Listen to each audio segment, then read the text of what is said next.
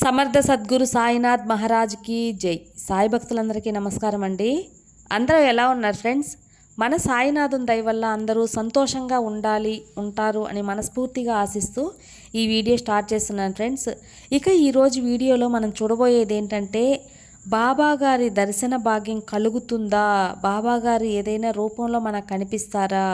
బాబాగారు మన పూజలో మనకి ఏదో ఒక విధంగా దర్శన భాగ్యం కలుగుతుందా? లేకపోతే ఆయన అనుగ్రహం అనేది మనకు పూజలో ఏదో ఒక రూపంలో కలగబోతుందా అని చెప్పి ప్రతి ఒక్క సాయి భక్తుడు ఎదురు చూస్తూ ఉంటారు, ఆశపడుతూ ఉంటారనమాట. అలాగే కల్లో బాబా కనిపించినా కానీ మాకు అదృష్టమే, ఆయన స్వప్న దర్శనం కనిపించినా మాకు చాలా సంతోషంగా ఉంటుంది, మా కష్టాలు తీరుతాయని చెప్పి చాలామంది అనుకుంటూ ఉంటాం అనమాట. బాబాగారి దర్శన భాగ్యం కలగాలని చెప్పి మనం బాబాగారిని కూడా కోరుకుంటూ ఉంటాం.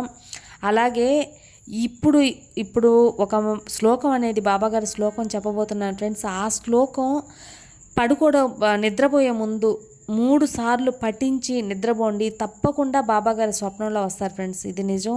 ఎందువల్లంటే అది అంత అద్భుతమైన శ్లోకం అన్నమాట. మీరు చెప్పాక మీరే చెప్తారు, అంత నిజంగా చాలా అద్భుతమైన శ్లోకం. అది ఎక్కడుంటుంది, దాని విశిష్టత ఏంటి అనేది కూడా మనం చూద్దాం అన్నమాట. అలాగే రేపు గురువారం రోజు మనం పూజ అనేది, అంటే నేను 2 వీక్స్ పూజ అనేది చేయలేదు. ఎందువల్లంటే కొంచెం అరుణాచలం జ్యోతికి వెళ్ళి లాస్ట్ వీక్ కూడా చేయలేదన్నమాట. సో ఈ వారం అయితే ఆఖరి వారం, 9వ గురువారం ఆఖరి వారం పూజ ఉంది. ఆ పూజలో మన ఛానల్ తరపు నుంచి మన వీవర్స్ అందరి ప్రార్థనలు, మన వీవర్స్ అందరి సమస్యలు బాబాగారి ముందు నుంచి నేను కూడా కోరి అందరి సమస్యలు తీరాలి బాబా అని చెప్పి నా తరపు నుంచి కూడా కోరుకోవటం అయితే తప్పకుండా కోరుకుంటాను. సో మీ సమస్య అనేది బాబాకు తెలిపినట్టుగానే కామెంట్ రూపంలో అయితే ఈ వీడియో కింద తెలపండి ఫ్రెండ్స్. ఇక మనం బాబాగారి శ్లోకం అనేది చెప్పబోతాను ఆ స్వప్న దర్శనం కోసం అని చెప్పాం కదా. ఇప్పుడు మనం బాబాగారి శ్లోకం అనేది పఠించి మనం నిద్రపోతే తప్పకుండా ఆయన అనుగ్రహం దొరుకుతుంది ఫ్రెండ్స్. ఎందువల్లంటే పడుకోబోయే ముందు బెడ్ మీద అయితే కూర్చోవద్దు. నార్మల్గా అది ఒక 3 సార్లు పఠించి ఇప్పుడు చెప్పబోయే శ్లోకాన్ని తర్వాత నిద్రపోండి, తప్పకుండా మీ స్వప్న దర్శనం కలుగుతుంది. కలిగిన తర్వాత రేపు ఉదయం తప్పకుండా కామెంట్ అనేది నాకు చేయండి, నేను కూడా చాలా సంతోషపడతాను. ఇప్పుడు చెప్పబోయే ఆ శ్లోకం ఏంటంటే, నేను స్క్రీన్ మీద కూడా ఇస్తాను ఫ్రెండ్స్. ఒక 4 లైన్స్ ఉంటుంది, చిన్న లైన్సే. 3 సార్లు పఠించి నిద్రపోతే తప్పకుండా బాబాగారి స్వప్న దర్శనం కలుగుతుంది, ఆయన అనుగ్రహం అనేది తొలుగుతుంది.